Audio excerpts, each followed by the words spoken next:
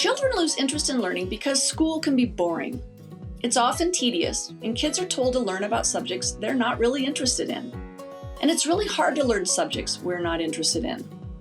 Learning is about diving deep and exploring, which takes time and creativity. Children are often not given the opportunity to learn what they want to learn or be curious about the things that interest them.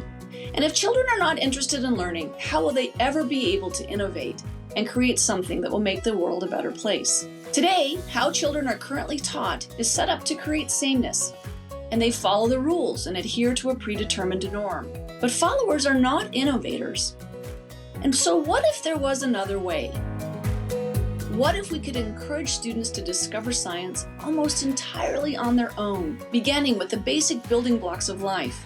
What if kids were naturally curious about the topics that they might find challenging, like how atoms bond or what makes a protein?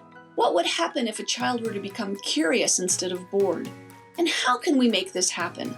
I believe that all children can be naturally curious about the world around them, but only if we give them the excitement of asking and answering their own questions about what they read and hear.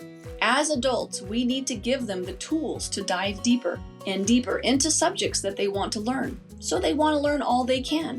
If you want to give your child a passion for learning, I developed a method called RATATAZ that will help your student feel comfortable being introduced to complex subjects and accelerate their understanding with self-initiated questions. I've mapped out the best way for kids to learn science, and all of the hard work of choosing where to begin has been done for you.